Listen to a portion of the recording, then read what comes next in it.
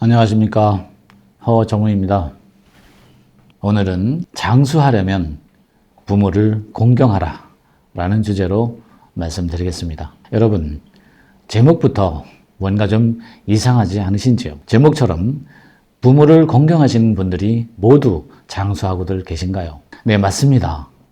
부모를 공경하시는 분은 성경의 말씀대로 반드시 장수해야 합니다. 그러나 우리가 살아가는 이 현실에서는 성경의 말씀대로 되어지는 일은 한 번도 본 적이 없습니다. 여러분들도 보신 적이 없으실 것입니다. 왜 그럴까요? 그 이유는 하나님의 말씀을 문자적으로 이해하고 은혜적으로 읽었으며 세상적인 시각으로 보았기 때문에 현실에서는 일어날 수가 없는 것입니다. 당신의 육체는 누구의 씨로 이 세상에 태어나셨습니까? 누구든지 육적인 아버지의 씨를 받으신 어머니의 태를 통해서 10달 만에 이 세상에 태어나셨습니다. 이것은 아무리 오랜 세월이 흘러도 변하지 않는 만고불변의 법칙이며 누구도 부정할 수 없는 현실입니다. 하나님은 이렇게 만고불변한 만물의 이치를 통해서 현재 도래하는, 즉 가까이 닥쳐오는 셋째 하늘의 실상을 모형과 그림자로 만물 속에 감추시고 찾는 자들에게만 나타내어 영적으로 보이는 것입니다. 모든 피조물은 어느 누구도 창조주의 이런 울타리 안에서 벗어날 수도 없으므로 멸망할 수가 없습니다. 관련된 말씀으로 증거하겠습니다. 로마서 1장 20절입니다. 창세로부터 그의 보이지 아니하는 것들, 곧 그의 영원하신 능력과 신성이 그 만드신 만물에 분명히 보여 알게 되나니 그러므로 저희가 핑계치 못할지니라. 이 말씀을 원문으로 직역하면, 그러므로 최초 창조의 세상에서 멀리 떨어져 그를 볼 수 없는 그의 영원한 능력과 신성이 이 피조물에게까지 보다 분명히 보여 인지하게 되었나니 저들이 이유 없는 변명을 할 수 없게 될지니라 라는 뜻입니다. 당신은 하나님의 마지막 심판대 앞에 서실 때 제가 미처 몰랐습니다, 죄송합니다 라고 할 수 있으신가요? 당신이 부모를 통해 태어났듯이 당신의 조상도 그리했고 부모도 그리했고 당신의 자녀와 당신의 후손도 모두가 이러한 만물의 이치를 따라 태어났고 또 태어나게 됩니다. 당신은 진정으로 구원받기를 원하십니까? 장자들의 총회에서 내보내는 영상들을 통해 천국의 의미를 아셨고 부활의 의미를 바로 아셨다면 이제 천국을 상속받아야 하지 않습니까? 그러시다면 이제는 영안의 눈을 뜨시고 하나님의 말씀을 영적인 진리로 깨달아야 합니다. 저는 지금 영상을 통해서 육적인 얘기를 하고자 함이 아니요 영적인 얘기를 하고자 합니다. 왜냐하면 정경이든 외경이든 성경의 모든 말씀은 영적인 말씀이기 때문에 그렇습니다. 당신의 육체가 부모님의 씨를 통해 태어난 것처럼 당신에게 주어질 천국도 영적인 부모를 통해 진리로 말씀의 씨를 받아야 새로 태어나는 것입니다. 누가복음 8장 11절 말씀을 보겠습니다. 이 비유는 이러하니라. 씨는 하나님의 말씀이요라 하셨습니다. 여기에서의 하나님은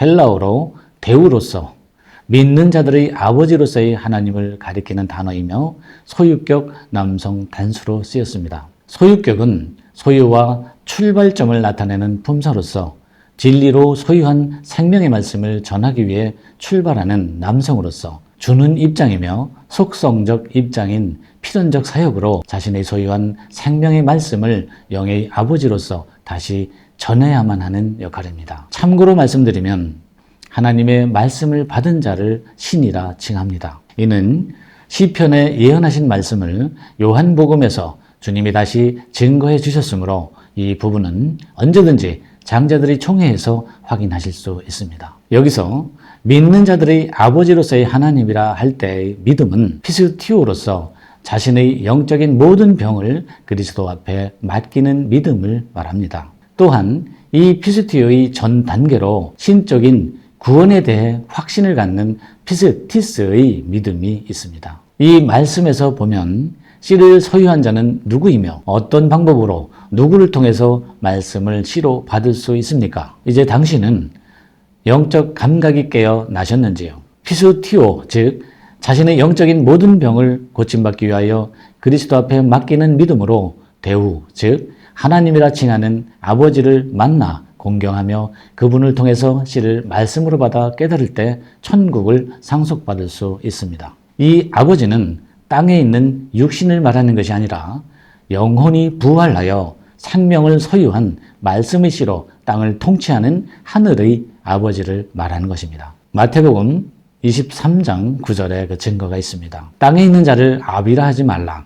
너희 아버지는 하나이시니 곧 하늘에 계신 자시니라. 그러므로 대우이신 아버지의 영을 근심하게 하지 말라 하셨습니다. 이것도 말씀으로 증거해 드리겠습니다. 에베소서 4장 30절입니다. 하나님의 성령을 근심하게 하지 말라. 그 안에서 너희가 구속의 날까지 인치심을 받았느니라. 이 말씀을 원문으로 직역하면 그 신, 즉 믿는 자들의 아버지로서 하나님의 그 거룩하신 그 영혼을 근심하게 하지 말라. 그러한 자 안에서 구속의 날까지 인봉하시느니라. 즉 보존을 위해 도장을 찍느니라 라는 뜻입니다. 이렇게 의에 줄이고 목마른 자가 하층천에서 중층천에 올라와 영의 아버지를 공경하며 인을 맞아야 그 보증으로 마음에 성령을 받고 상층천으로 오르게 됩니다. 그러므로 부모를 공경하면 장수하리라 하는 말씀은 이렇게 자기 앞에 하늘의 진리를 생명의 말씀으로 가져오신 대우, 즉 하늘의 아버지를 만나거든 그를 높이 평가하여 공경하면 그에게 씨를 받아 새 사람으로 거듭나게 되어 장수하게 된다는 뜻입니다. 성경은 이런 과정을 통해 광야에서 고난을 극복하고 통과한 자에게 생명을 주신다 기록하고 있습니다. 요한복음 6장 54절로 55절을 보겠습니다. 내 살을 먹고 내 피를 마시는 자는 영생을 가졌고 마지막 날에 내가 그를 다시 살리리니 내 살은 참된 양식이요 내 피는 참된 음료로다. 이렇게 영의 아버지를 만났을 때 그를 알아보고 공경하는 자는 모두가 진리를 받으며 깨달아 예언을 하는 어린아이에서 환상을 보는 젊은이로 성장하여 꿈을 꾸는 늙은이로 영생한다는 뜻입니다. 이와 관련된 말씀입니다. 사도행전 2장 17절입니다. 하나님이 가라사대 말세에 내가 내 영으로 모든 육체에 부어주리니 너희 자녀들은 예언할 것이요 너희 젊은이들은 환상을 보고 너희 늙은이들은 꿈을 꾸리라. 이 말씀은 위에서 설명드렸으니 모두 이해하셨으리라 사료됩니다. 왜 하늘 아버지를 영의 아버지로 만나야 하고 왜 그분을 공경해야 하는지 사도 바울이 AD 61년에서 63년경에 옥중에서 쓴 서신을 보겠습니다. 이 서신은 그 당시에 말씀을 찾아 복음의 길을 떠나는 자들이 말씀에 관심이 없는 세상 사람들의 핍박을 받으며 그들에게 버림당한 자들로서 믿을 만한 성도들에게 내린 교훈입니다. 세상에서 버림당한 이들은 영적인 서열의 중요성을 모두 인식하고 있는 분들이었습니다. 골로새서 3장 22절로 24절 말씀입니다. 종들아 모든 일에 육신의 상전들에게 순종하되 사람을 기쁘게 하는 자와 같이 눈가림만 하지 말고 오직 주를 두려워하여 성실한 마음으로 하라. 무슨 일을 하든지 마음을 다하여 주께 하듯 하고 사람에게 하듯 하지 말라. 이는 유업의 상을 주께 받을 줄 알미니 너희는 주 그리스도를 섬기느니라. 다음은 버림당한 후에도 고난을 인내하며 믿음을 지키는 믿을 만한 성도들에게 AD 62년경에 쓴 사도 바울의 옥중 서신입니다. 에베소서 6장 5절로 7절입니다. 종들아 두려워하고 떨며 성실한 마음으로 육체의 상전들에게 순종하기를 그리스도께 하듯하여 눈가림만 하여 사람을 기쁘게 하는 자처럼 하지 말고 그리스도의 종들처럼 마음으로 하나님의 뜻을 행하여 단 마음으로 섬기기를 주께 하듯하고 사람들에게 하듯하지 말라. 다음은 AD 64년에서 67년경에 율법을 지키던 유대인들 중에서 믿음으로 복음을 쫓는 자들에게 쓴 동일한 교훈입니다. 히브리서 13장 17절입니다. 너희를 인도하는 자들에게 순종하고 복종하라. 저희는 너희 영혼을 위하여 경성하기를 자기가 회개할 자인 것 같이 하느니라. 저희로 하여금 즐거움으로 이것을 하게 하고 근심으로 하게 말라. 그렇지 않으면 너희에게 유익이 없느니라. 이 말씀을 원문으로 직역하면 너희를 인도하는 자들을 신뢰하고 더욱 복종하라. 그들이 너희의 그 영혼들을 찾기 위해서 진실로 깨어있는 말씀을 나누어 주는 만큼 기쁨으로 연합하여 이것을 실천하게 하고 슬픔으로 신음하지 않도록 하라. 그것 때문에 더욱 너희들에게 이익이 없느니라 라는 뜻입니다. 이제부터는 부모를 공경하면 장수하게 된다는 말씀을 보겠습니다. 에베소서 6장 1절입니다. 자녀들아 너희 부모를 주 안에서 순종하라. 이것이 옳으니라. 이 말씀을 원문으로 직역하면 이 낮아진 어린아이들아 너희 그 부모를 주 안에서 명령이나 권위를 따르라. 왜냐하면 그것이 의로운 것이니라 라는 뜻입니다. 여기서 자녀들로 번역된 테크노는 자식, 즉 낮아진 어린아이를 뜻하며 주격, 중성, 복수로 쓰였습니다. 이는 불특정 다수의 자녀들을 가리킨 것이 아니라 하나님, 즉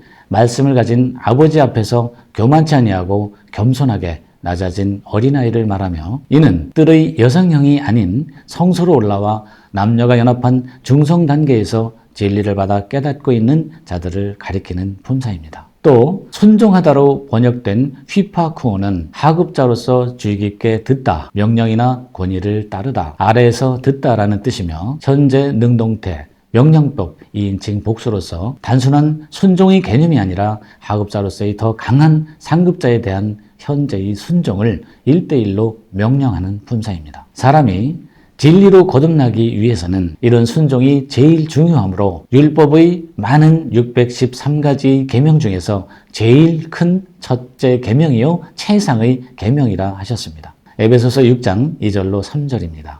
내 아버지와 어머니를 공경하라. 이것이 약속 있는 첫 계명이니 이는 내가 잘되고 땅에서 장수하리라. 이 말씀을 원문으로 직역하면 당신의 그 아버지와 그 어머니를 공경하라. 무엇이든 약속하신 것 중에서 첫째 계명이니라. 이는 당신이 잘되게 하기 위함이니 실로 땅 위에서 오래 살게 될 것이니라. 여기서 공급하다로 번역된 티마오는 공경하다, 존경하다, 높이 평가하다, 높은 가치를 두다라는 뜻이며 현재 능동태 명령법 2인칭 단수로 쓰였으므로 타의에 의한 수동적 행동이 아닌 능동적으로 즉 자발적인 행동으로 공경하라는 1대1의 현재 진행형 명령입니다. 또 장수하다로 번역된 마크로 크노니오스는 장수하다, 오래 살다, 오랜 시간의 란 뜻이며 형용사 주격 중성 복수 비교급으로 쓰였습니다. 이는 높은 가치를 두고 공경해야 하는 영의 부모는 진리를 생명의 말씀으로 기름 부음을 받은 그리스도로서 중층으로 올라온 중성형들의 주인이 되어 인치는 사역을 하게 되므로 그에게 남녀가 연합된 상태로 기름 부음을 받은 피사역자들은 첫 사람의 수명과 비교되는 장수를 하게 된다는 뜻입니다. 또한 내 부모를 공경하라 하신 하나님의 명령이 피조물들과 약속하신 것 중에서 제일 큰 첫째 계명이요 최상의 계명이라 하셨습니다. 하나님의 말씀을 받은 그 영의 부모를 신이라 하는데 헬라어로 믿는 자들의 아버지로서 하나님이신 대우를 신이요 하늘 아버지라 합니다. 또한 진리로 기름 부음을 받고 받은 그 진리로 또다시 남편으로서 기름을 붓는 그리스도를 신이라 하는데 헬라어로 이스라엘로서 하나님과의 특별한 관계에 있는 존재인 대원을 신이요 그리스도라 합니다. 그러므로 하늘 아버지로서의 대우를 공경하고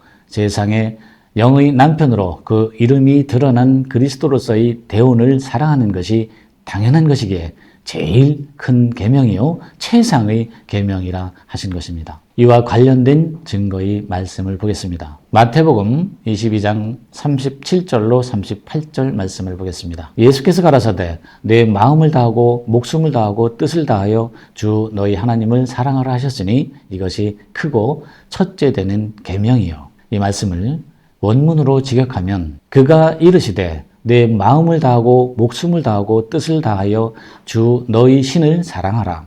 이것이 크고 첫째 되는 계명이라 라는 뜻입니다. 여기에서 신을 사랑하라 하신 하나님은 그리스도이신 대원이며 목적격 남성 단수로 사용되었습니다. 목적격 남성 단수란 이룩해야 할 목적을 이루기 위해 어떤 피사역 대상을 상대로 하여 남성형의 영적 남편으로서 말씀의 시로 통치하는 사역형이기에 사랑하고 공경하라는 최상의 계명으로 명령한 것입니다. 다음은 아비들에게 내린 지침서를 보겠습니다. 에베소서 6장 4절 말씀입니다. 또 아비들아 너희 자녀를 노엽게 하지 말고 오직 주의 교양과 훈계로 양육하라. 이 말씀을 원문으로 직역하면 또한 이 아비들아 너희의 낮아진 어린아이들을 화나게 하지 말라. 그럼에도 불구하고 주의 훈련으로 바르게 함과 훈계와 책망 안에서 그들이 장성하기까지 훈련시키라 라는 뜻입니다. 그래서 훈계란 잘못하지 않도록 타일로 주의시키다 라는 뜻이고, 책망이란 잘못을 나무라거나 꾸짖으며 못마땅하게 여기다 라는 뜻입니다. 상징과 표상으로 보이신 구약에서도 부모를 공경하고 장수하게 하기 위하여 너를 받아들이신다 하신 예언의 말씀을 보겠습니다. 신명기 5장 16절입니다. 너는 너희 하나님 여호와의 명한대로 내 부모를 공경하라. 그리하면 너희 하나님 여호와가 내게 준 땅에서 내가 생명이 길고 복을 누리리라. 이 말씀도 오역이 심함으로 원문을 지역하겠습니다. 신들의 여호와께서 명령하신 때에 아버지의 자아와 어머니의 자아를 영화롭게 할 목적으로 신들의 여호와께서 네 자신에게 주기 위한 땅으로서의 날들을 길게 하기 위하여 내 자신을 받아들이며 측량하시리라 라는 뜻입니다. 여기에서 길게 하다로 쓰인 단어는 아라크로서 히필 동사 미완료 3인칭 남성 복수로 사용되었으므로 길게 하다로 읽어야 하는 단어로서 미완료형으로 남성 사역자들에게 앞으로 주어질 하나님의 복을 품사로 증명하고 있습니다. 히필 동사란 사역 능동태로서 누군가 시켜서 하거나 또는 자신의 신념으로 하는 일을 말합니다. 참고로 말씀드리면 구약 성경에서 원문에는 있으나 번역에서 누락시킨 단어들이 의외로 많이들 있습니다. 이는 영적인 말씀을 육적인 시각으로 보며 번역을 하다 보니 문장이나 문맥이 이어지지 않고 충돌되는 부분이 많으므로 빚어진 오류들이며, 구약의 히브리어나 신약의 헬라어는 우리 말과 비슷하게 단어마다 여러 가지 뜻을 속에 지니고 있기에 영적인 시각이 없으면 문장을 연결하여 번역하기가 어렵기 때문입니다. 그 중에 아예 다 빼버렸거나 대부분 누락시킨 단어들 몇 개만 말씀드리겠습니다. 먼저 에트라는 단어가 있습니다. 이것은 인간의 자아, 곧 즉 이런 뜻을 가지고 있습니다. 다음에는 싸맥이라는 단어로 문장 맨 끝에 오는 것으로서 측량이나 측정된 것, 지주, 버팀목, 정확한 잣대대로의 삶이란 뜻입니다. 또한 문장 맨 끝에 오는 단어로서 폐라는 단어가 있습니다.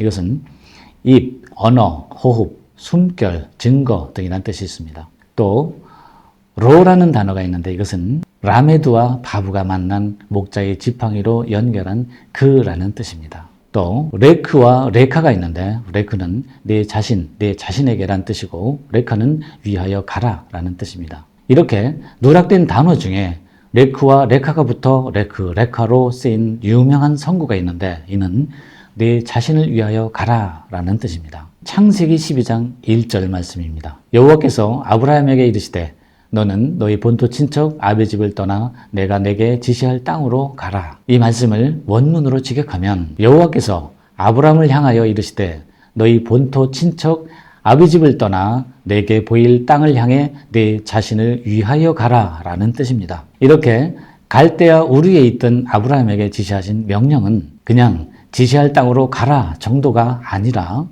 앞으로 보일 땅을 향해 내 자신을 위하여 가라 라는 뜻으로 오늘날 그리스도의 길을 걷는 자들에게 주신 상징과 표상이었습니다. 갈대아 우르의 아비집을 떠나라 하셨으니 갈대아 우르는 카디스 우르라는 단어로서 목각 우성을 아비로 섬기는 바벨론 갈대아 사람들의 뜰에서 동방의 빛을 향해 떠나라는 뜻입니다. 갈대아는 오늘날 영적인 바벨론의 갈대아 사람으로서 청지기들이 천국을 유업으로 이을 자들, 즉 영적인 애굽에서 7교회들을 양육하는 뜰에서 동방의 빛을 보고 떠나 새롭게 보일 땅 곧 성소로 너 자신의 거듭남을 위하여 가라 라는 뜻입니다. 이런 모든 역사들은 오늘날 영적으로 일어날 일들을 상징과 표상으로 미리 보인 것이며 이렇게 같은 방법으로 빛을 따라 나와 진리를 깨닫는 영적인 과정들을 통해 부활을 이루고 자아를 십자가로 죽이게 되면 기름 부음을 받은 그리스도요 신이 되는 것입니다. 그러기 위해서 제일 큰 첫째 계명을 지키는 자라면 둘째 계명도 반드시 지켜야만 합니다. 마태복음 22장 39절로 40절 말씀입니다. 둘째는 그와 같으니 내 이웃을 내 몸과 같이 사랑하라 하셨으니 이 두 계명이 온 율법과 선지자의 강령이라. 원문으로 직역하면 두 번째도 바로 그와 유사하니 내 이웃을 내 자신과 같이 사랑하라. 이들 두 계명으로 온 율법과 선지자가 매달렸느니라 라는 뜻입니다. 다시 말하면 이 두 계명으로 온전한 율법을 이루기 위해서 선지자들이 나무에 매달렸다는 뜻입니다. 여기서 강령이라 번역된 단어 크레만 니미는 강령이란 뜻이 아니라 매달리다, 매달다 라는 뜻으로 현재 수동태 직설법 3인칭 단수로 쓰였습니다. 이는 첫째 계명과 둘째 계명을 오늘날 타이에 의한 수동태로 지켜야 할 마지막 실상들에게 알리기 위하여